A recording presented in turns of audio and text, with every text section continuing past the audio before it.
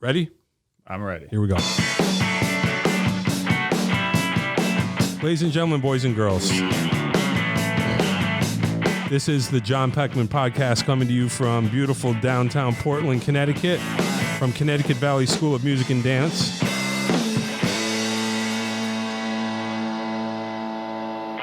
There it is. I am John Peckman, your host, and I am here today with another member of our faculty, guitar teacher who goes by the name of Steve D. Steve D. There he is. Hello. How you doing? I'm good. How are you? I'm all right. What's new and exciting? Just got finished up with a lesson. Nice. Pretty cool. Yeah. Yeah. So how long you been teaching here? Well, it recently just started back up this year. Okay. And then prior to that, I'm kind of on and off as needed. Sure. You know, it's more of metal guitar. Oh, nice. Oh, all right. It's kind of like students that maybe Ed Yep. would have kind of passed along to me along the way that are kind of. So that's what, when Dave said you're the shredder, that's what that means. Yeah. Okay. Yeah. Define for us who don't know, shredding. What is it? What does it mean? What are you talking about? Like over the top guitar playing.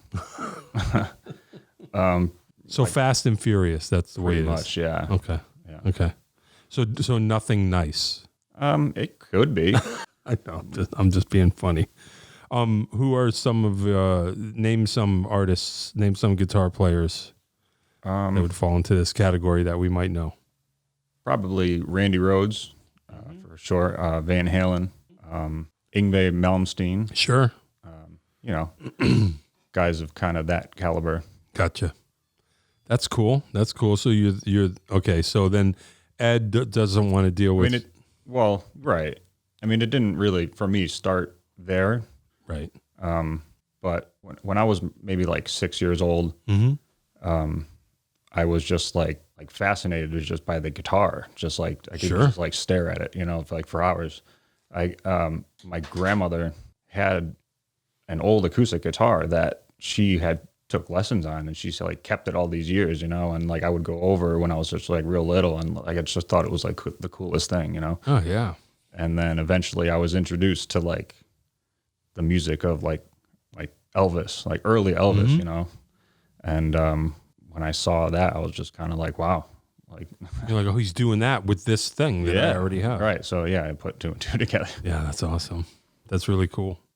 Yeah, and then what? So then so you're from here? You're from Portland? Yep. Yeah, okay. From Portland. Yeah. Okay, cool. Right around the corner. You can like 5 minutes. Nice. Yeah. Nice. So then what happens then? So now you're just telling us your story. Yeah. Well, so like I said, at that point, I didn't really know how to play. I was just kind of like drawn to it, and it was like, just thought it was like the coolest thing ever.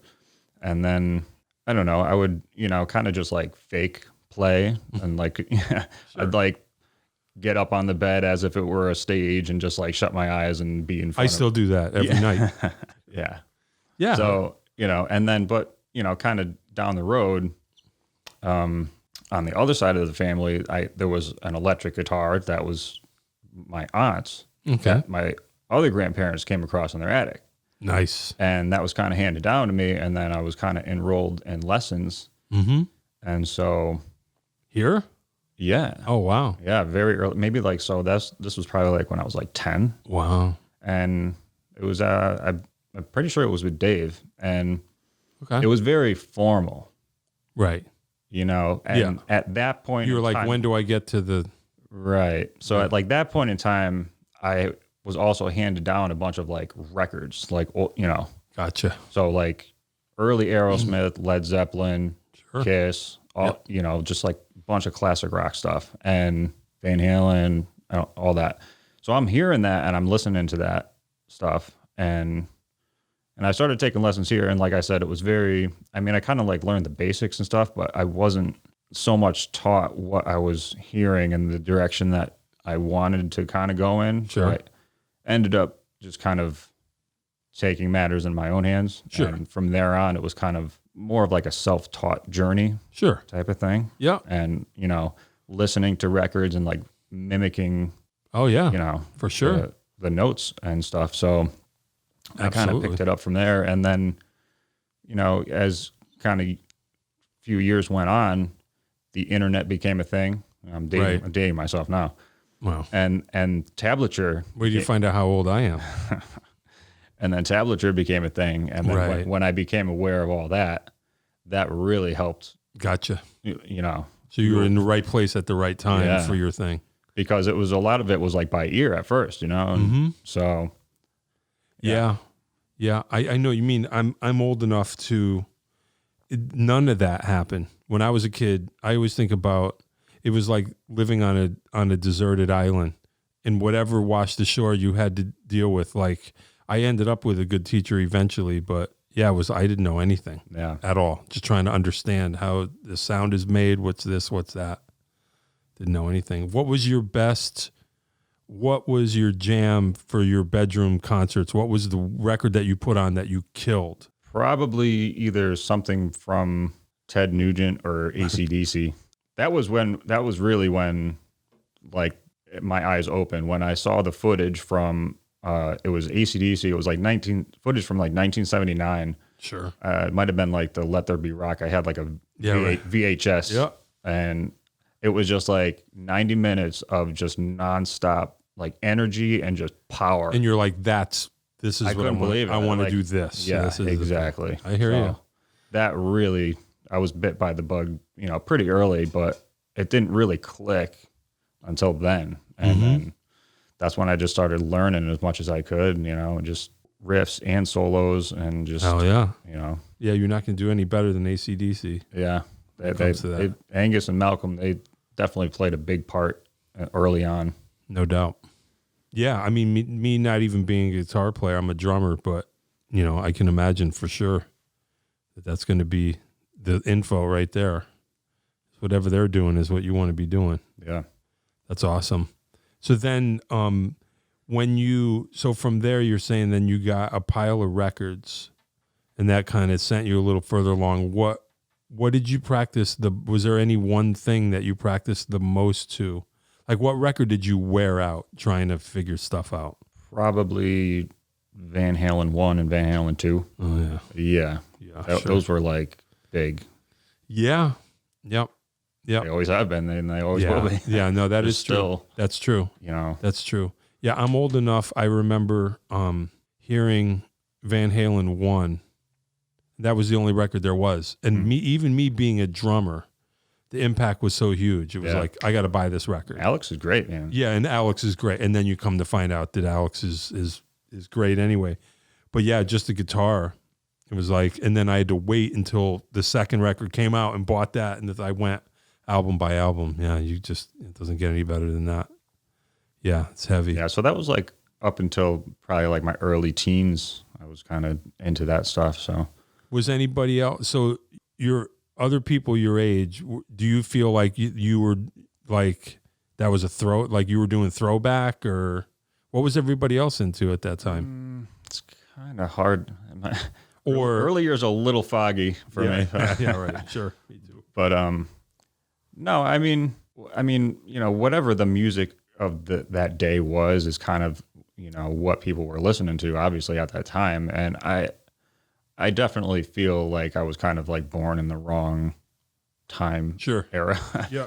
And then that might have part of it, that might have something to do with it, because I was introduced to all this music from a whole different generation. Yeah, right.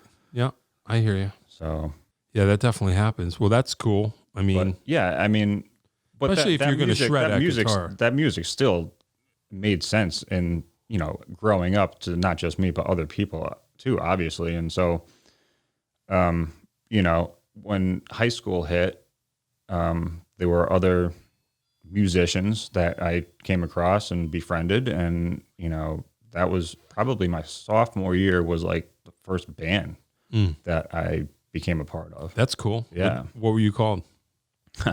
Alcatraz. Sure. Yeah. And it was just a 4-piece, and I'm still pretty tight with those guys to this day, which is cool. I mean, we don't, not that particular incarnation of the band. We don't, jam so much or whatever. But I mean, I've gone on to do other things with other people as well. But it was definitely a cool time. I mean, we were playing shows up at the Webster. We had opened up for like 3 Days Grace. And, cool. So an original band. Yeah. Oh, that's great. Yeah. That's awesome. So like it got to the point where like, you know, I was learning all this music and then kind of just turned around and like, I was like, let me try to see what I could do with what I know. Oh yeah. Yeah. And so that's where the writing process and creativity kind of that's cool. came in. Yeah. You still write and you're still a writer. Oh yeah, for sure. Oh, great. Oh, that's cool. Yep. Yeah, that's interesting. So maybe like from 2008 to 2011, I did kind of like the cover band bar scene type thing. Sure. And that kind of only lasted so long. And then because I don't know, for me, writing music is very like fulfilling. Sure. Rather than playing other people's stuff. Like it's good for a certain period of time. Sure. You know, and it's good to learn different technique and whatnot. But I don't know. I get more of a kick out of how can I, you know, better my playing and better my writing. So yeah, that's fantastic. You know, that's cool. Yeah, I have been in life, but not so much lately a writer. But yeah, without writers, there's no music. So I always respect people that write their own music for sure. I mean, that's what it's all about. Otherwise, we would just all be cover bands forever. yeah. Yeah. That's no bueno, as they say. Yeah. So what's next? So then what happened? So you're rocking it. You're at the Webster, Alcatraz. Somebody gets a girlfriend and breaks the band up or something like that. Yeah, it was kind of, that was a crazy time, man. Like What year would this have been? 2002, 3, and 4. Yeah. Yeah. Yep. I hear you. And then, you know, so high school ended and then the band kind of ended and people kind of went their separate ways. And it was kind of one of those things, you know, and then that's when I kind of went back into learning and I kind of progressed even more from the Ozzy and Van Halen type of stuff. And I started getting into like kind of more like thrash metal, like Megadeth and Pantera. Sure. And, you know, it's like you can go down certain avenues and you can get more and more intricate with your playing. Yep. And I was really drawn to that, you know, because it was to learn it was to keep challenging myself. Yeah, definitely. You know? Yeah, that's cool. Yeah, for sure. So those are your, so Megadeth, I'm Slayer. Oh, okay. Ride or die, Nice. but that's just me.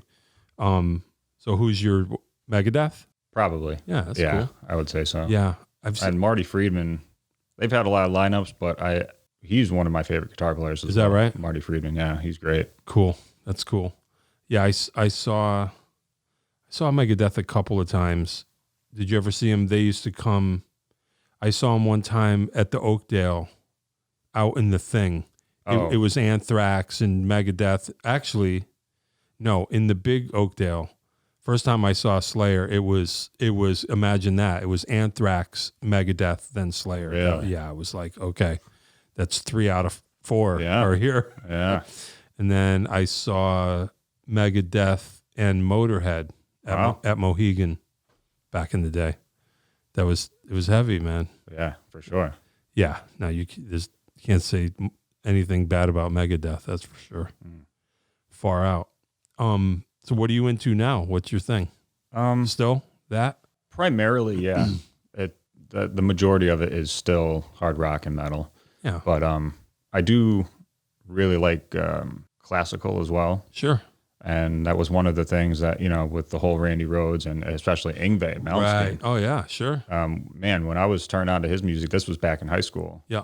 A friend of mine had let me borrow a CD and I put it on and I couldn't believe what I was hearing. Yeah, right. Sure. You know, because it was a total game changer, mixing rock with the classical, the way that he was doing it. Sure. And I was just like, there's no way that this is even possible. Like, are you kidding me? Yeah. And then I kind of just shelved it for a while. Yeah, right. Because it gets so intimidating. Yeah. Yeah. And then it wasn't until maybe, I don't know, a few years later, because then at that point, I had gotten to the point where I was like looking for a challenge again. You know, I was like playing all this stuff. Where do you go from there? Right. And then so I put that CD back on and then I started learning a bunch of his licks, you know, and that definitely took me up to another level. And Cool. it helped immensely, especially with like technique and accuracy and speed and just playing and writing and everything. Yeah, It was like opening like a whole new door. That's cool. Yeah. Yeah, I mean, not that it matters, but I guess the barometer is like I'm a drummer, but even I was aware I'm again old enough. I remember when Yngwie came on the scene. Really? Even I knew. You know what I mean? Like it's huge. Yeah, I remember. All my guitar player friends like probably the same experience. It was like, what do we do now? I either get involved in this and try and figure it out, or I just give up and go the other way or whatever.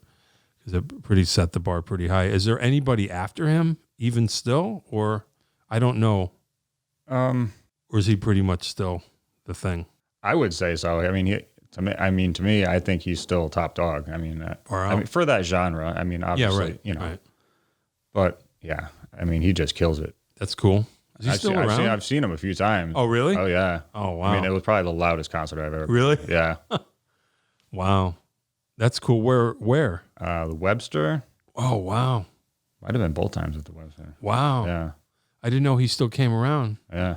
Wow. That's heavy. This This was maybe like 8-10 years ago. Yeah, but still. Yeah. And it was the loudest thing you ever saw. Oh, yeah. Because I've been up on that main stage. Yeah, right. So you know how loud it was. And it was just lined with Marshalls and just like all completely just maxed out. Like, yeah.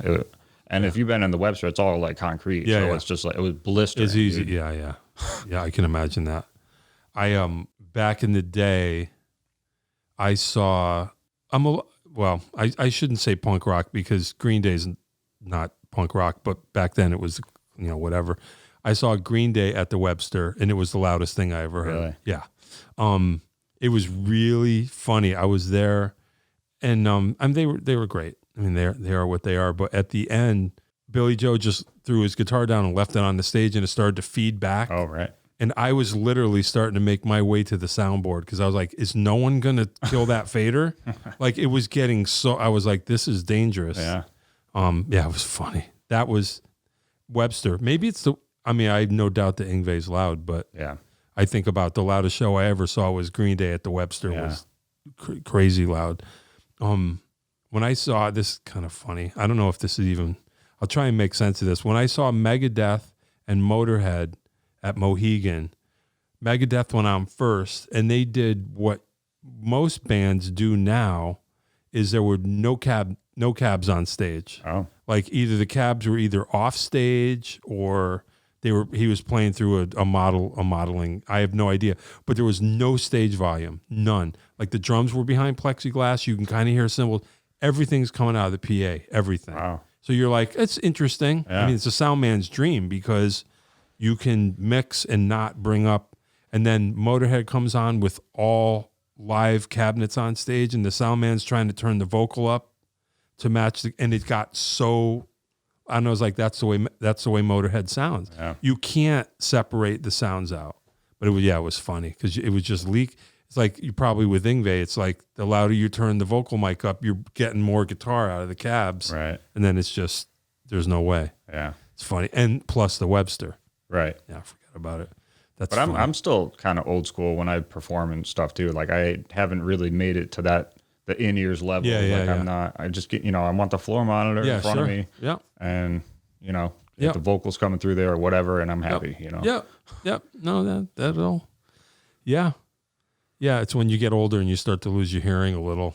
Yeah. But you don't have to worry about that. Yeah, exactly. Don't worry about that yet. That's cool. All right. You ready? One album. You ask, I'll answer. One album. Ooh. I know. I don't know, man. It's the worst. Or at least a few. Well, this might actually tie into what we were just talking about with Yngwie and all that type of stuff, because like it's kind of cool that you can go back and check out their influences, right? Yep. So I would probably go with I have this album, and it's like a collection of like the greatest works of the violinist Paganini. Yep, sure.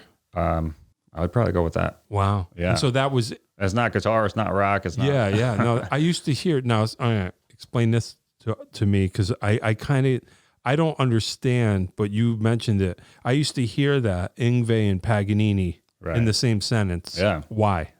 What does that mean? Well, he was like the violinist of his time, Okay. from what I understand. Yep. And he was like, the first quote unquote rock star. So he was like a shredder on Right. violin. Yeah. Okay. Exactly. So that's where the whole Yngwie thing, like he was kind of. Well, and right. So he was I got influenced by that. He was turned on to a lot of like classical stuff as well as rock, and then he mixed them together. So did you get to Paganini from Yngwie? Right.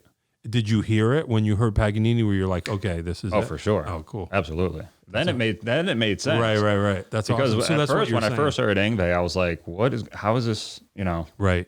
So that's what you're saying. Yeah. When you can go back, Yeah. then that's cool. But and then even the classical stuff with, Randy Rhoads and stuff, like he had Yep. a big classical influence. So yeah, I mean, as far as like what I do and my playing, I wouldn't say like classically trained, but classically influenced. Sure. For sure. Sure. So how would you characterize for people who don't play guitar, when you say classical influence versus what? Like what would be, Well, or like what characterizes classical in your mind, in your opinion? Well, I think the distinction would be a lot of the rock that you know and hear, whether it's Zeppelin or Aerosmith, or a lot of that is blues based. Gotcha. Yeah.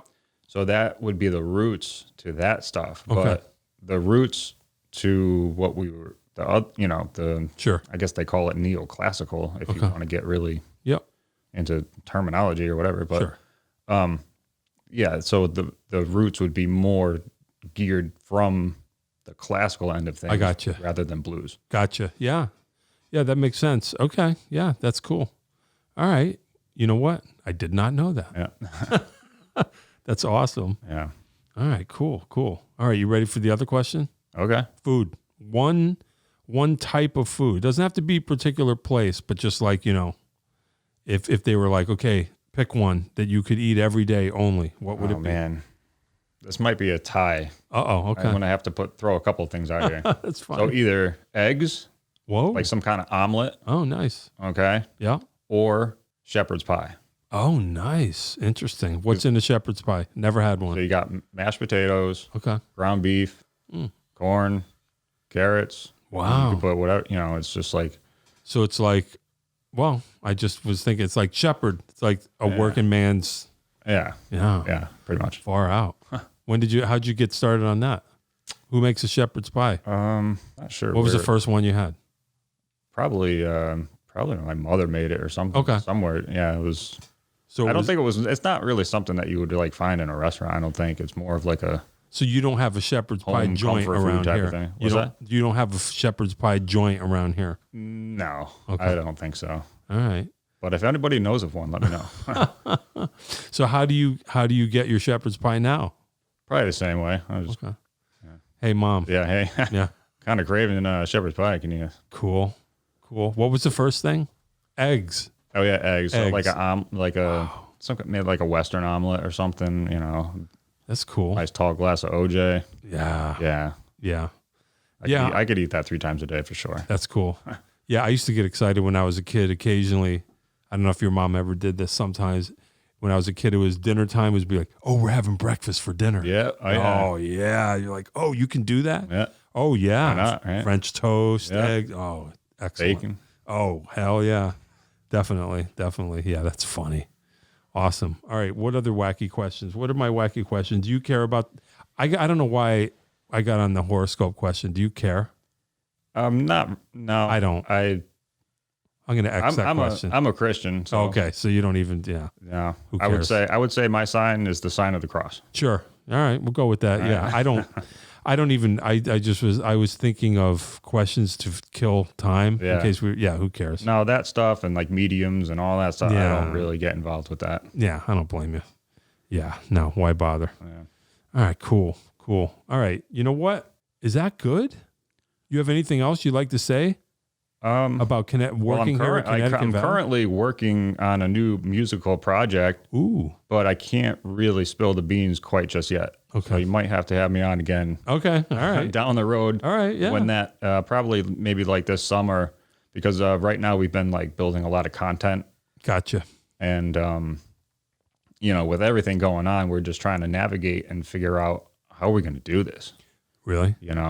Is it going to be a big thing? We'd like it to be. I mean, we got a full studio album. I got like 10 songs that are like in mix mode right now. And we just did a music video and whoa. Yeah. So far out.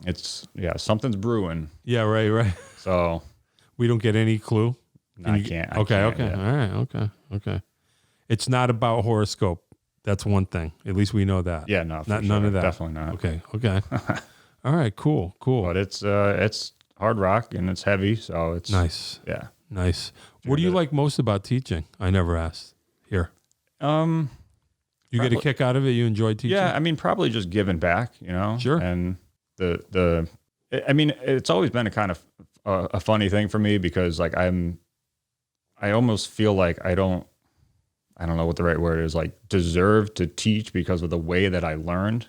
Yeah. Because it's like I'm more of the self-taught mindset and I didn't really learn the proper, so it's like kind of join the club. But, there's still a way to like I said, with tablature and everything. Definitely. So, yeah, I mean, it's definitely cool. Yeah. And, it keeps you playing and it keeps you learning. And the boss around here is a total jerk, though. He's here in the room. That's why we say that. He's laughing. Tough guy to work for. No, not at all, actually. 100% the opposite. So, yeah. All right, cool. Well, Steve D, live and in person. All right. There he is. All right, so, hey, Connecticut Valley School of Music and Dance, beautiful downtown Portland, just over the bridge. We are here. Steve D is here to give you guitar lessons. My name's John Peckman. I am the host of the John Peckman Podcast. Any last words before I press the button, sir? Rock on.